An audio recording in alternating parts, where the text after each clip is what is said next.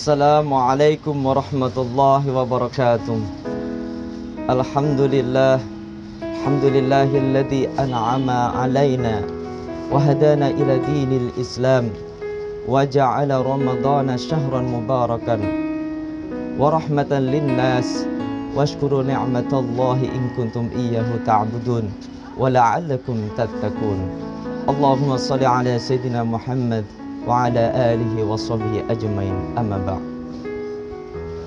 Pemirsa Ikmal TV yang berbahagia, alhamdulillahirabbil alamin. Segala puji hanya bagi Allah yang telah memberikan karunia kepada kita berupa kesehatan dan kesempatan. Dengan karunia tersebut kita mampu menjalankan ibadah di bulan yang suci ini, bulan Ramadan, bulan yang dinanti-nantikan kehadirannya bagi umat muslim sekalian, yang mana bulan ini penuh dengan berbagai macam bentuk ibadah. Bahkan ibadah tersebut dilipat gandakan pahalanya. Maka tidak heran lagi jika umat Nabi Muhammad menjadi sebaik-baik umat. Meskipun umur mereka tergolong pendek, tapi mereka menjadi umat pilihan, seperti diterangkan dalam Al-Quran. Kuntum khaira ummatin ukhrijat linnas. Bahwasanya umat Nabi Muhammad itu sebaik-baik umat yang diciptakan. Dalam hadis disebutkan, innakum tatimuna sab'ina ummatan wa antum khairuha wa akramuha 'ala Allah. Kalian itu menjadi penyempurna dari 70 umat, dan kalian itu sebaik-baik umat dan yang paling mulia di sisi Allah Subhanahu wa ta'ala. Kita tak patut bersyukur menjadi umat pilihan, menjadi sebaik-baik umat yang diciptakan di muka bumi.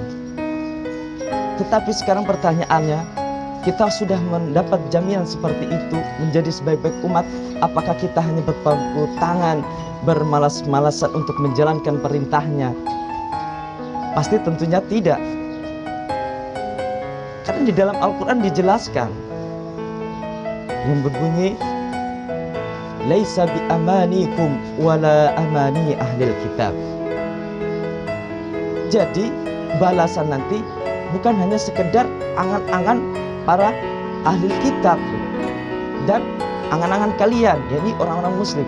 Jadi kalau kita melihat dari asbabun nuzul ayat ini sangat menarik. Mereka memperdebatkan mana yang terbaik. Jadi suatu saat ada orang Yahudi, ada orang Nasrani, dan ada orang Islam. Orang Yahudi memulai percakapannya. Kita dulu, kitab, agama kita, nabi kita lebih dahulu daripada kalian. Kita ikut Nabi Ibrahim. Begitupun juga orang Nasrani menggunakan narasi yang sama. Tapi jangan salah, orang Muslim juga membantah. Oke, memang benar. Nabi kalian, kitab kalian terdahulu, tetapi kalian diperintahkan untuk mengikuti agama kita, dan kalian tidak akan masuk ke dalam surga kecuali dengan melalui agama kita, yaitu agama Islam. Jadi kita dapat kesimpulan bahwasanya al-jaza min jinsil amal, bahwasanya balasan itu harus ada usaha. Seberapa besar usaha kita, dan kita akan mendapatkan balasan yang serupa dengan usaha kita. Di dalam Al-Quran, di dalam hadis disebutkan banyak bahwasanya orang yang beriman dan beramal saleh akan dimasukkan ke dalam surga. Allah berfirman, walladzina amanu wa 'amilus solihati sanudkhiluhum jannatin tajri min tahtihal anharu khalidina fiha abada wa'dallahi haqqan wa man asdaqu minallahi qila.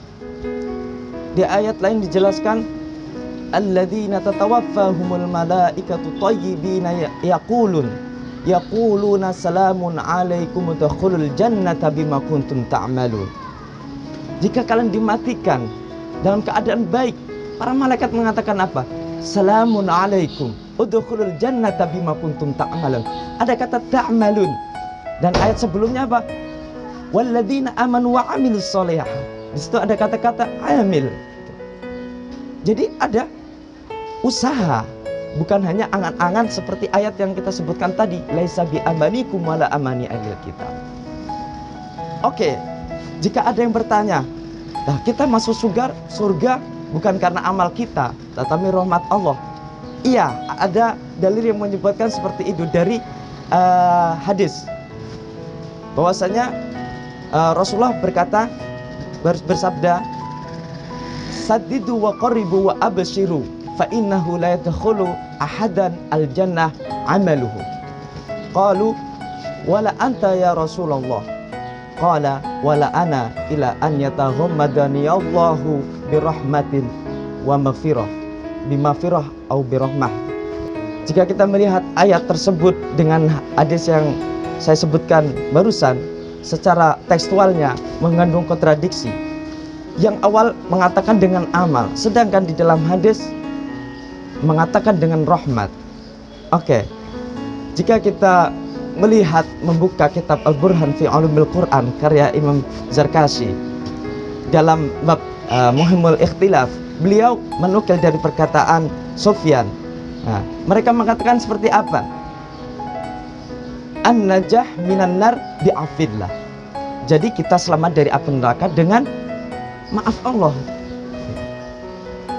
Wa dukhulul jannah birahmah. Nah, kita masuk surga itu dengan rahmat Allah. Dan yang terakhir apa? Wan kisamul manazil wa darajat bil a'mal. Jadi nanti di akhirat itu ada derajat-derajat sesuai dengan amal kebaikan mereka.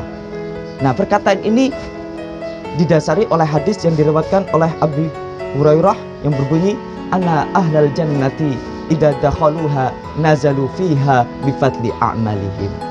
Jadi nanti ahli surga masuk dalam surga itu sesuai dengan kadar amal kebaikannya. Nah, mungkin itu saja yang dapat kami sampaikan. Jadi kita harus berusaha semampu kita mungkin untuk beramal baik, apalagi di bulan puasa ini. Jangan kita sia-siakan. Semoga kita diberikan kesempatan untuk menemui Ramadan yang akan datang. Akhirul kalam, wallahul muwaffiq ila aqwamit thoriq. Wassalamualaikum warahmatullahi wabarakatuh.